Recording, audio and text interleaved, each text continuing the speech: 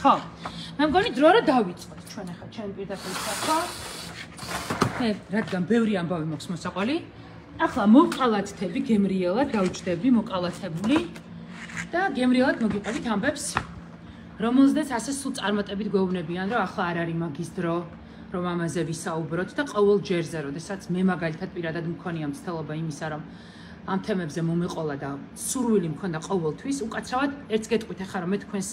კომენტარებს ახლა ცოტა ხანი არ წავიკითხავ და მე დაგიბრუნდებით კომენტარებში და სულ მქონდა მცდელობა იმისა რომ ამ თემებზე საჯაროდ მესაუბრო ყოველთვის მეუბნებოდნენ რომ ახლა არ არის ამის დრო და მართლა მგონია რომ ახლა ამის დრო არ არის და რაღაცნაირი ყობახიძე არ გავაბედნიერო კომპლექსით მე შეპყრობილი ვარ სიმართლე რო გითხრათ და მე პრინციპში კი ვფიქრობდი რომ ყობახიძემაც და მთელმა ქართულმა ოცნებაც იმაზე მეტი იცის ვიდრე ჩვენ ვიცით საერთოდ ყველამ ერთად აღებული და ისიც იციან ნაციონალურ მოძრაობაში რა ხდება ერთადერთი ვინც ეს არის ეს არის ნაციონალური მოძრაობის ამორჩეველი ანუ ნაციონალური მოძრაობის ლიდერები სინამდვილეში შიგნით მიმავალ პროცესებზე რაც ხდება გულწრფელად არასოდეს ესე არ ყვებიან ამ მომრჩეველთან იმიტომ რომ თვლიან რომ ეს არის პოლიტიკური პროცესები ძალიან უცნაურია თქვენ არ იცით ისინი პოლიტიკურ პროცესებს რას ეძახიან ანუ ისეთ რამეს ეძახიან პოლიტიკურ პროცესებს ანუ თუ მაგალითად შიდა დინებებია ისეთი რომ ვიღაცა კონკრეტული ლიდერის წინააღმდეგ იბრძვის და ასე შემდეგ ან ძალთა გადანაწილებაა იგივე ფინანსური სიძლიერით თუ სხვადასხვა სიძლიერით გეუბნებიან ნუ ახლა ეს ჩვეულებრივი პროცესია რა ეს ახლა პოლიტიკური პროცესები ანუ ნუ ახლა ისეც ალბათ იმის ბრალია რომ პოლიტიკოსი სინამდვილეში ქართულ პოლიტიკაში აღარავინ აღარ დარჩა და ნუ ახლა ამიტომ რაღაცნაირად ესე უდგებია მოკლედ ახლა მე თქვენ მოგიყვებით რამდენიმე ამბავს რომელიც მინდა რომ გაიგოთ ახლა თან მინდა აუცილებლად არ გამომრჩეს რომ სინამდვილეში მე ეს მქონდა ეს მინიშნებითი ამბავი მოვყევი ჩემს გადაცემაში ერთ-ერთ მონოლოგში სადაც აუთრიჩად მოვიხსენია ის ადამიანი რომელმაც მაშინ მითხრა რომ მიშას დრო არ იყო და მახსოვს პასუხი დამიბრუნა ოღონდ მე კონკრეტული ამბავი მოვყევი და მაშინ მახსოვს რომ სტატუსი მომიძვრა და მითხრა რომ მე ვარ თურმე არტილერია თუ რაღაც ანუ ამით შემოიფარგლა მისი პასუხი რომ თურმე რაღაცა ნაკლი მიპოვა ჟურნალისტიკაში და საერთოდ რატო ითვლება ჟურნალისტურ ნაკლად არ ვიცი მაგრამ რა მნიშვნელობა აქვს ანუ ეგონა რომ არტილერიას თუ დამიძახებდა და თუ შემახსენებდა ამ ეპიზოდს რომელიც საერთოდ როგორც ფაქტორი ჩემს ცხოვრებაში არ არსებობს ეგონა ეთყობა რომ მე არ ვიცი ახლა ამაზე რა რეაქცია მექნებოდა სასაცილოდაც არ არის ახლა მირჩევნია არტილერია ვიყო ვიდრე ის რასაც ისაკეთებს და აკეთებდა როცა პოლიტიკაში იყო და ახლა როცა პოლიტიკის უკან დგას მოკლედ ახლა რო აღარ გამიგრძელდა საუბარი მოგიყვებით რამდენიმე ამბავს რაც მინდა რომ თქვენ იცოდეთ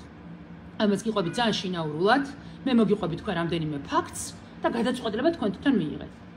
მოკლედ მიშა რო იყო ციხეში, სადღაც 30-34 დღე იყო, აუცილებელი დადგა, გახდა უკვე ის რომ დაგვეწყო რაღაცნაირად მის ირგვლივ პოლიტიკური აქტივობები არ აკაკრას. დაგვეწყო სამოქალაქო ჩართულობა, ყოფილიყო უფრო მეტად აქტიური, იმიტომ რომ მისი ჯანმრთელობის მდგომარეობა უკვე იყო ისეთი საეჭვო, მოდი ჯერ მძიმე არ იყო დავარქვათ და თან უკვე შიმშილობის 30 დღე იყო. და ვფიქრობდით რომ ადამიანები რომლებიც გულწრფელად ითხოვდნენ მის გადაყვანას საავადმყოფოში და თქვენ იცით რომ ამ ადამიანებს შორის იყვნენ მათ შორის მისი პოლიტიკური ოპონენტებიც და ეს იყო მაშინ ძალიან მნიშვნელოვანი გვინდოდა რომ რაღაცნაირად ამის მობილიზება გაგვეკეთებინა არა მხოლოდ სოციალურ ქსელში არამედ სოციალური ქსელის მიღმა ცხონიზებები დაგვეგებმა და მოკლედ რაღაცნაირად მიშას ირგვლივ იმიტომ რომ რუსთავის ციხესთან არაფერი არ ხდებოდა საერთოდ არანაირი აქტივობა არ იყო მიშას ირგვლივ დაგვეგებმა პოლიტიკური აქტივობები ნუ რა ვიცი ხა ძალიან მარტივი და უბრალოდ სურვილი იყო და გადავწყვეტეთ რომ დაწყებულიყო რაღაცნაირი ესეთი აქცია ცნობილი სახეების სიტყვა მეც არ მიყვარს რომ იცოდეთ მაგრამ ეხლა მარტივია თქვენ რომ მიგახვედროთ რას გეგმავთ და რას ვფიქრობ და ამიტომ ესე მოვიხსენებ იმ ძალიან საპატივცემულო ადამიანებს რომლებიც სამოქალაქო პოზიციით აქტიურები არიან მხატვრები მწერლები პოეტები ხო თქვენ ხო იცით ის ადამიანები რომლებიც სოციალურ ქსელში ითხოვდნენ მიშას გადაყვანას საავადმყოფოში და მაშინ დავგეგმეთ რომ ძალიან მნიშვნელოვანი იქნებოდა და კარგი იქნებოდა თუ მიშასთან ამას გავაკეთებდით ციხესთან და ეს რაღაცნაირი მათი პოზიცია გაჟღერდებოდა აქციაზეც, იმიტომ რომ გვეგონა რომ რაღაცნაირად, როდესაც ამას საპროტესტო აქციის ფორმა ეძლევა, თქვენ ძალიან კარგად იცით რომ ხელისუფლებისთვის მეტი დისკომფორტია და ხელისუფლება მეტად უფრო მოტივირებული იქნებოდა, არ ვიცი ხა მოტივაცია საერთოდ მათ როდეს მექნებოდა თუ რა მიშას გადაყვანას, მაგრამ ნუ ყოველ შემთხვევაში უფრო მეტად გავაგებინებდით რომ საზოგადოება ამას ითხოვდა, ვიდრე სოციალურ ქსელში დარჩენილი რაღაც ეს მოთხოვნები. მოკლედ დავიგეგმეთ ეს ადამიანები ჩამოვწერეთ სია, სადღაც დაახლოებით 60-მდე ადამიანი იყო, მახსოვს 60-70 ადამიანი. სხვათა შორის უნდა ავღნიშნო დღესაც და ხვალაც და ყოველთვის ამას ვიტყვი, რომ არაბის უარი არ უთქვამს. მაშინ მიშას პოლიტიკურ მკვეთრ ოპონენტებსაც კი, რომლებიც აი მიშას ჩამოსვლამდე წინადღით აკრიტიკებდნენ მას, არა რაღაც ჩორეულ წარსულში, არამედ სულ აკრიტიკებდნენ მიშას, აი ეს ადამიანებიც კი მზად აღმოჩნდნენ, რომ აუ რას ამბობ, ხა პოლიტიკურად შეიძლება არ ვეთანხმებოდა, გვიპასუხებდა, მაგრამ მის გადაყვანას ყოველთვის მანუ ამაზე უარს როგორ გეტყვით და ყველა ადამიანი, აი ეს ყველა მისი მომხრე, მისი გულშემატკივარი, მისი მეგობარი, არა მისი მეგობარი, ყველა ეს ადამიანი აღმოჩნდა მზად, რომ ამ აქციაში ჩართულიყვნენ და მიშას გადაყვანა ახლა უკვე საპროტესტო აქციაზეც ეთქვა და იცით რატომ არის მნიშვნელოვანი? ძალიან ბევრი საპროტესტო აქციაზე ნამყოფი არისო, აი გვეუბნებოდნენ კიდევაც, რომ კი არასოდეს არ ყოფილა საპროტესტო აქციაზე, მაგრამ რას ამბობთ ხა, თუ მისი გადაყვანა უნდა იყოს მთავარი მოთხოვნა და მეტი არაფერი, ყველაფერს გავაკეთებთ და დაიგეგმა აქცია რუსთავის ციხესთან და მითხრეს, რომ ესე იგი ერთი იყო, რომ ჩვენი მხრიდან, ანუ ჩემი მხრიდან უნდა გამეკეთებინა ის, რომ ამ ხალხის მობილიზება უნდა ყოფილიყო, მაგრამ ლოჯისტიკურად უზრუნველყოფა უნდა გაეკეთებინა პარტიას. ეხლა თქვენ ალბათ ვერ ერკვევით ამაში, იმიტომ რომ მეც არ ვიცი ეს რას ნიშნავდა იმ დღეს გავიგე პირველად, ანუ წარმოიდგინეთ რაზეა საუბარი აქ. საუბარი აქ არის იმაზე, რომ უნდა დაედგათ სცენა, აი ამაზე გესაუბრებით ეხლა მე თქვენ. და პლუს უნდა გაეკეთებინათ მაგალითად სიტყვაზე უნდა დაგვენიშნათ თბილისში ძალიან დეტალურად გიყვებით რომ ყველაფერი საქმის კურსში იყოთ უნდა გაგვეკეთებინა მაგალითად სამარშრუტო ტაქსები დაგვენიშნათ თუ ვინმეს უნდა და წამოსვლა სტუდენტებს არა სტუდენტებს არ ვიცი რავი ხა რუსთავის ციხესთან ჩასვლა თბილისთან ესეთი მარტივი არ არის ახლა მოდი შევთანხმდეთ ადამიანებს რომლებსაც მოუნდებოდათ ჩასვლა რუსთავის ციხესთან ამის მობილიზება გაგვეკეთებინა მოკლედ აი ლოჯისტიკური ამბები იყო მოსაგვარებელი რაც წმინდა ლოჯისტიკის გარდა მოითხოვდა ფინანსებსაც ოღონდ ეს ფინანსები ახლა მე თქვენ არ მინდა რომ გქონდეთ წარმოიდგინოთ რომ რაღაც მილიონებს ვითხოვდა ეს ყველაფერი მე ვიკითხე რომ ვინ არის ესეთი ადამიანი ვისაც უნდა დავეკონტაქტო ამ ყველაფერზე იმიტომ რომ მე ხო ვიცი რომ ხა პარტიას ამის გამოცდილება აქვს იქ წყალტუბოში ჩემი სცენა გააკეთეს აქციებზე სცენებს აკეთებენ გააჩნია ხა ვირ რას ითხოვენ თორე სცენის შეიძლება რომ ძალიან კარგი სცენაც გააკეთონ ისე რა სცენაც გააკეთონ აქ ხა რაღაცა დიდი მოთხოვნები ჩვენ არ გქონდა ამ ამბავზე მარტივად გვინდოდა რომ მოეგვარებინათ ეს ყველაფერი მიკროფონი ხმა დინამიკა რა ელემენტალურ რაღაცებზე გალაპარაკებთ თქვენ ხა ხვდებით ანუ რაზე მიწევს ხა მე საუბარი უნდა გაგვეკეთებინა ეს სცენა უნდა დაგვეთქვა რომ ამ გამომსვლელების ხმა გაიგონათ იქ ხალხი დამდგარიყო ტექნიკური დეტალები რომელიც ითხოვდა საკმაოდ ისეთ ბიუჯეტს რომელიც შემდეგ უკვე ნუ მოკეთ მოგიყვებთ ფაქტებს ვახტები ახლა ვახტები მე მოკლედ მითხრეს რომ პარტიიდან არის ერთი ადამიანი ვისაც ამ დეტალებზე უნდა დავეკონტაქტო ოკეი ეს ადამიანი ჩემთვის ძალიან არაუცხოა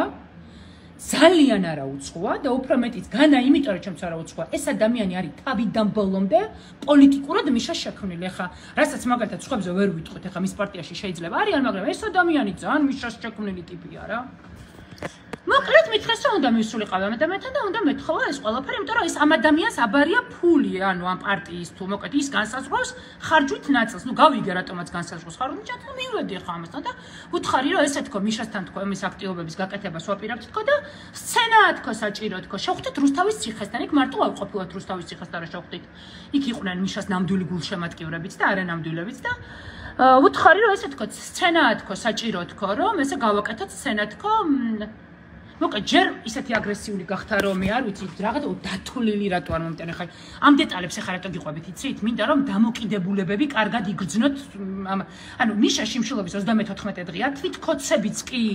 მართლა ლამის ბიძინა ივანიშვილი ითხოვს მიშას ციხეში გადაყვანას ლამის გაერთიანდა მთელი საქართველო მიშას ირგვლივ და მიშას თანამებრძოლი ტიპი ჯერ ხო რაღაცას მთხოვს რომ დათვლა მეთქე მე რატომ უნდა დავთვალო თქო თქვენ პარტიამ გააკეთეთ მე რა შუაში ვარ თქო მე აქ ხალხს მოვხმოხეთ ამ დეტალებში რომ არ შევიდე მითხრა რომ გახედა გვერდზე იდგა აი ამ ხელა ფიცარი ეგდო ძირს ეს ეგდო ეს ფიცარი და გახედა და ეს საკმარისი არ არისო მითხრა და ნუ ხა მე იმას იქ რა უპასუხე ეს ჩემი საქმეა იქ თითქოს იყო რაც უპასუხე მოკლედ გავიარეთ რომ არა თქო ეს არ იყოფა მიშას თქო ეს უნდა იყოს თქო სცენა თქო მოკლედ მითხრა რომ ისაო რა ქვიაო მოკლედ პარტიაშიო გადავწყვიტავთ ხო ფულიო მოგცა ამაზეო ჩვენიო არ არის ჯერ მითხრა რომ ჩვენო პარალელური აქცია გვაქვს რუსთავ დავასახელებ მაცადეთ ერთი წამით ამის მოყოლა ყველას დავასახელებ მეგობრებო და ისაო რა ქვიაო მითხრეს რომ ყველაფერს ვიტყვი უბრალოდ მოყოლა დამაცადეთ გთხოვთ და მოკლედ მითხარი ჩვენო ეხა იქო მეორე ფრონტი გვაქვს იქო ანუ მას ითხოვდნენ არჩევნების თავიდან ჩატარებას მოკლედ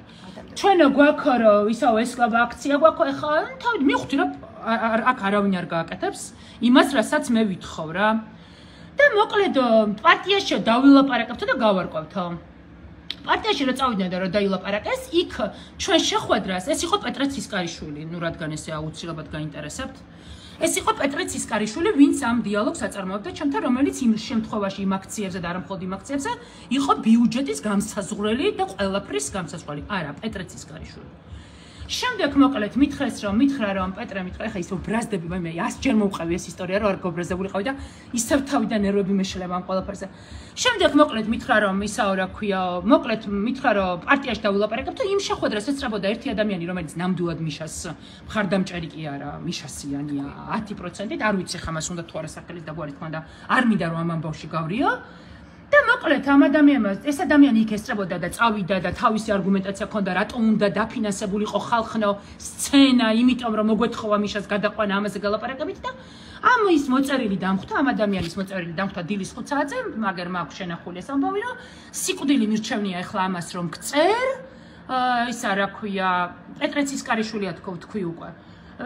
სიკვდილი მირჩევნია ახლა ამას რომ გწერო მომწერა ამ მიშას გულშემატკივარმა ნამდვილად ისაო რა ქვია იმიტომ რომ უარიაო ამ ამბისო პოლიტიკურ დაფინანსებაზე ნუ კიდე რაზე იყო უარი არ მოვყვები საერთოდ რა დეტალებზე იყო უარი ამის შემდეგ ნუ ხა პეტრე ცისკარიშვილი გამოდა იტყვის რომ არტილერია თუ რაღაცებს იტყვის აი როგორ აი არ მადარდებს ხო ხვდები მე გავაკეთე ისა რა ქვია ხო მე მქონდა მონო არა ერთი წამით ეს ამბავი არ დამთავრებულა ეს ამბავი უნდა დავამთავრო ჩემ მეგობარი მიზის რომელიც 100 ჯერ მაქვს ამისთვის მოყოლილი ეს ისტორია და მკარნახობს კი არა და ზეპირად იცის მე მგონი უკვე შემდეგ იყო ის რომ მე მას უთხარი რომ პეტრე მეთქი მე ეს მიშას უნდა მივწერო თქო რომ იცოდეთ თქო და უნდა გავაგებინო თქო მტრესე არ არის თქო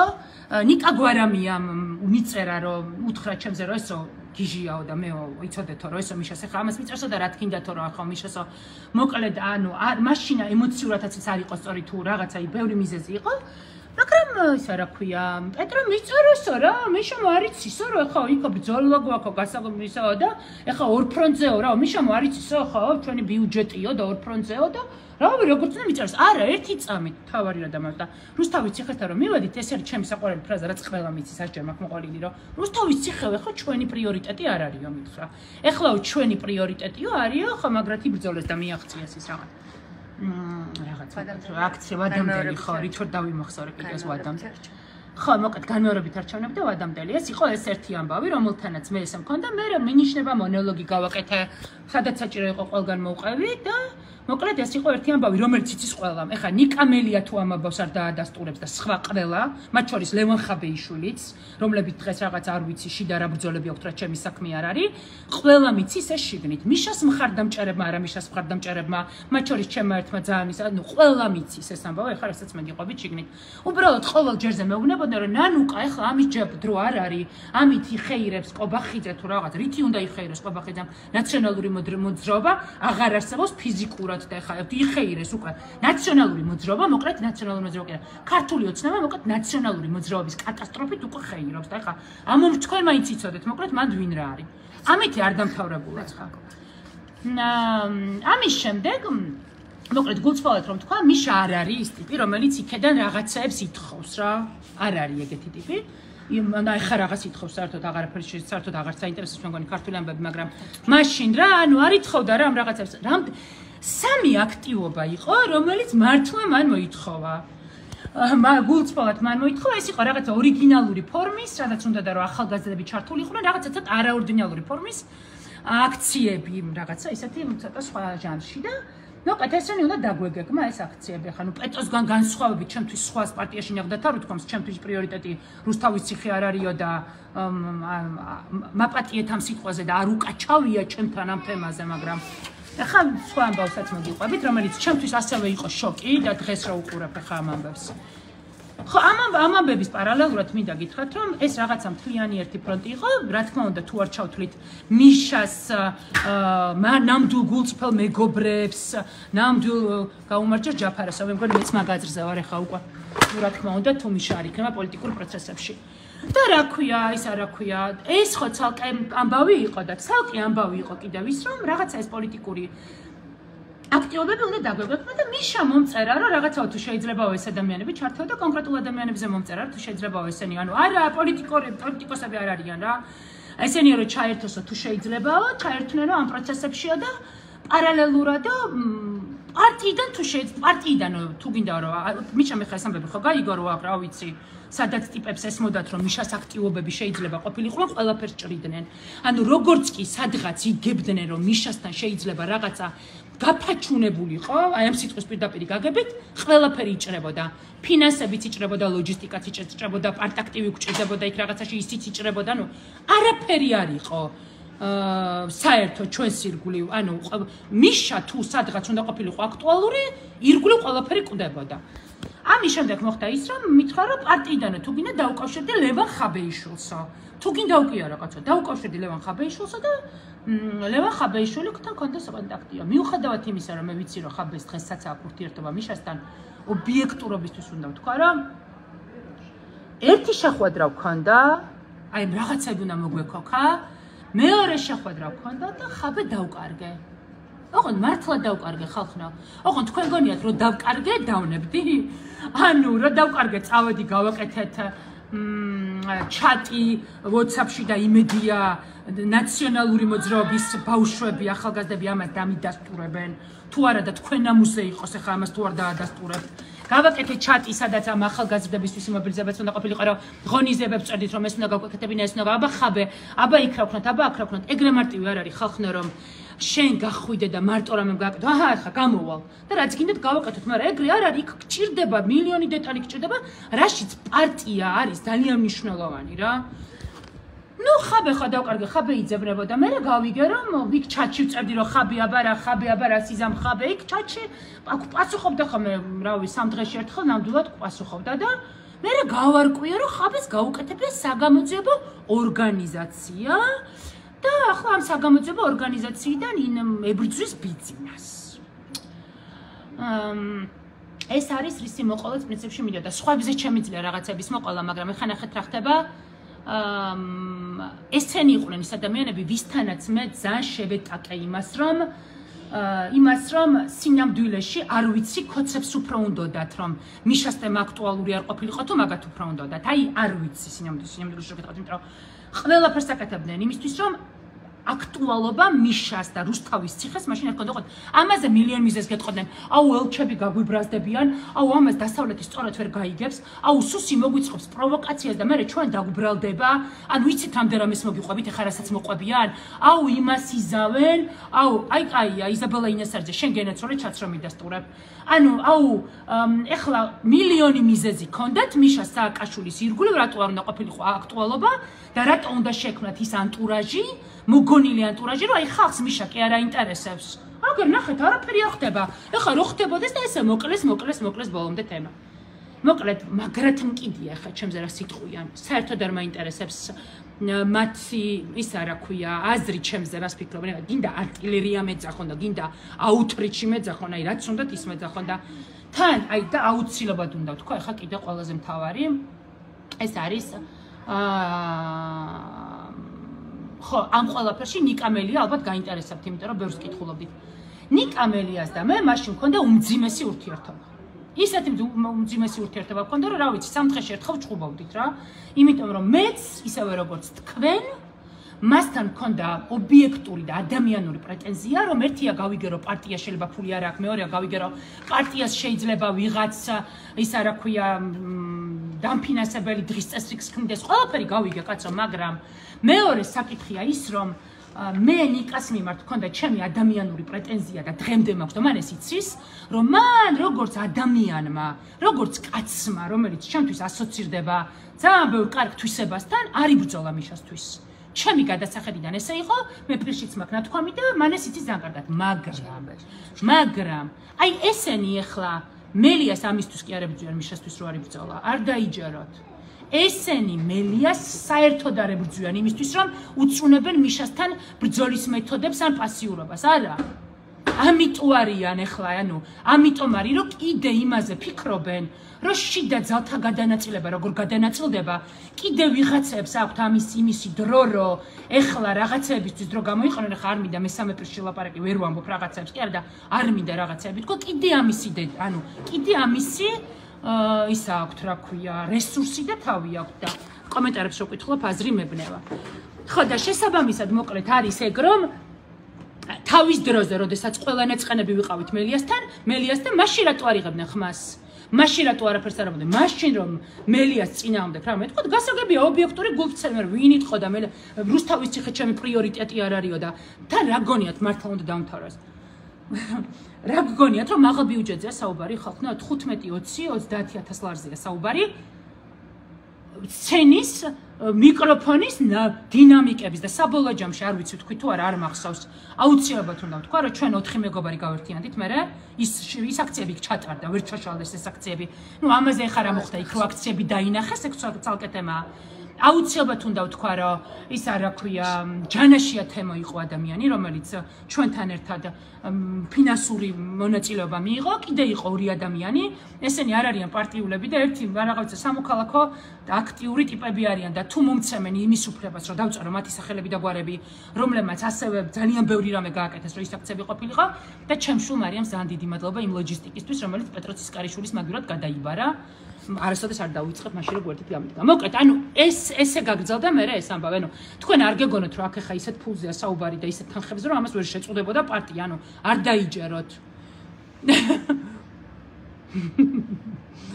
და შესაბამისად ის რა ქვია, არ დაიჯეროთ რა კომენტარზე გამეცინა, არ დაიჯეროთ რომ რაღაცა დიდ ბიუჯეტზე საუბარი. არა, უბრალოდ დაღლილები არიან. ძალიან კარგად გრძნობენ თავს მეორე ტიპებად. პარტიიდან პარტიიმაში სტუდიიდან სტუდიაში დადიან, ანუ დღეს მათ პოლიტიკის კეთება გონიათ ის რომ დადგებიან სტუდიაში და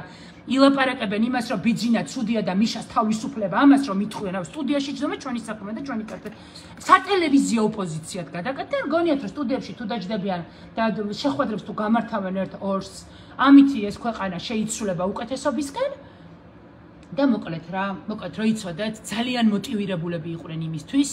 რომ შეექმნათ კიდევ ერთხელ ამბობ ის ილუზია, რომ ის არავის არ ადარდებს, არავის არ აინტერესებს და მოტივირებულები კი არ იყვნენ. ყველაფერი გააკეთეს და ვიღაც ტიპები რომ უნდა ჩართულიყვნენ აქტივობებში, უცებ იხედები, ვახ, აღარ არის ქრება. უცებ მეორე ტიპთან ერთად გეგმავ რაღაც აქტივობას და იმის თემა უნდა ამოყვოთ, ვახ, ბრახის ტიპი აღარ არის. მახსოვს რომ ისა რა ქვია, დავგეგმეთ რომ უნდა ეს მწერლები, პოეტები ჩვენთან ერთად უნდა გასულიყვნენ. მახსოვს ერთ-ერთ შეხვედრაზე ვახო ბაბუნაშვილი ადგა და თქვა რომ გავიგეო ხა ამ ლაპარაკს რომ მოვრჩეთო, ხვალიდან სად მივდივართო რომელ რეგიონში და რას ვაკეთებთ იმისთვის რომ მიშას თავისუფლება მოვითხავოთო. მეორე დღიდან უნდა დაგვეწყო აქტივობები, ბრახ. აი ტიპები გვეცლებოდნენ ესე. და მე ეს ტიპები რაღაც აღმოჩნდნენ.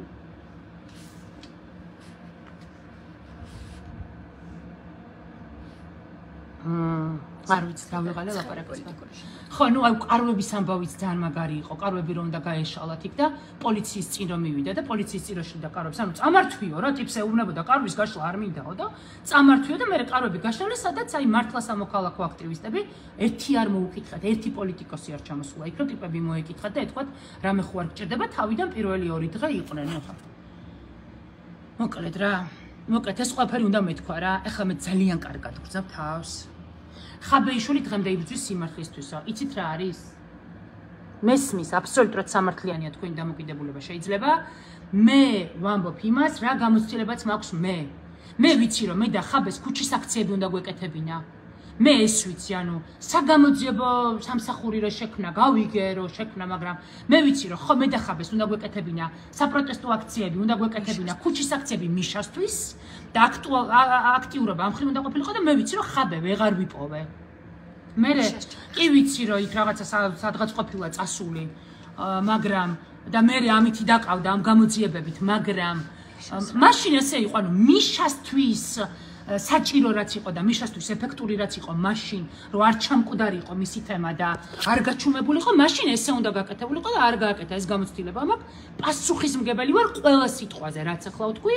და ასე შემდეგ აქვე უნდა ვთქვა ამდენი ხანი სად იყავიო კიდევ ერთხელ ვამბობ ჩემო საყვარელო მეგობრებო იმ შეძახილებით რომ ახლა ამის დრო არ არის ახლა ამის დრო არ არის აი ამ შეძახილებით ვიყავი სულ და ახლა ჩემს მეგობრებს რომ მე ეს რა კარგია რომ ეს გამეციანეთ ამდენი ხანი ახლაც რომ მკითხოთ ჩემს მეგობრებს ახლა ამის დრო არ არის და არასოდეს ამ ქვეყანაში იმის დრო არ დავდგება, რომ გითხრათ, რომ ძალიან პარტია შედგება იმის უკან ის დგას, ამის უკან ის დგას, პარტია შედგება სინამდვილეში დაღლილი ადამიანებისგან და რავი, თუ ამის დრო არ არის, ახლა ვერასოდეს ამ ომს ვერ მოვიგებთ და ამ ბრძოლას ვერ მოვიგებთ და მაშინ ნუ იქნება ამის დრო. მოკლედ იმედია რომ გითხარით და თან კიდევ ვიცოდეთ რომ თემო ჯანაშიას გარდა კიდევ არიანი გორნი ისა რა ქვია ორნი არიან კიდევ ჩვენი მეგობრები რომლებიც ამ გვერდზე დამიდიან უბრალოდ არ ვიცი მათ სახელდაგვარი უნდა თუ არა რა ვახსენო და ამიტომ არ მაქვს ალბათ უფლება არ ვიცი დღეიდან ძალიან კარგად ვიბრძნობ თავს ეს ყველაფერი რომ მოვყევი და მე კიდევ რაღაცებს გამახსენდება და რაღაცებს კიდევ დაგაწევთ იმიტომ რომ სინამდვილეში მოკლედ და აუცილებლად უნდა თქვა ერთი ის რაც რომ აი მიშა ჩამოიყვანეს უღალატეში ვერ დაგეთანხმებით ეს არ არის ჩემი დამოკიდებულება ამ ნამდვილად ეხა პეტრეცის კარიშოს თავისი ეყოფა მიშაც ჩამოყვანა მის ციცოდვა არ არის ნამდვილად ეხა მე არ მჯერა რომ პეტრეცის კარიშომა ჩამოიყვანა მიშა ან ხაბემ ან კიდე ვინმე პარტიაში ანუ არ ძალიან ის რა ქვია და ნუ არ ჩავთვლი ეხა სხვა პოლიტიკოსებს რომლებიც ფიქრობენ რომ კარიერა დასავლეთში უნდა გაიკეთონ მიშას ხსენებას რომ ითვლიან აი ითვლიან რაოდენობის რომ მე 4 ჯერ ვახსენე და ეხლა რო კიდევ ვახსენო დავზარალდები და აი ამებს ეხლა არ ვთვლი რა მოკლედ ძალიან მიყვარხართ მეგობრებო ეხლა ელოდეთ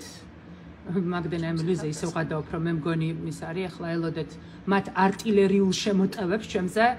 მაგრამ აი როგორ არ მადარდებს იცი ძალიან არ მადარდებს რა თავისუფლება მიხეილ სააკაშვილს გაუმარჯოს მის ერთგულ მებრძოლებს რომლებიც საბედნიეროდ პარტიაში ყავს და ეს ამ ადამიანებმა გადაარჩინეს სწორედ მისი პარტია ყოველ ჯერზე ასეთი ღალატების დროს და მოკლედ მე მაინც მგონია რომ ყველაფერი კარგად იქნება კოცნით ყველას რა ხარ არის ამ შეკითხვა რასაც უპასუხებ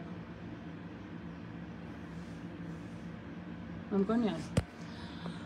კოცნით მოკლედ თქვენი ნანუკა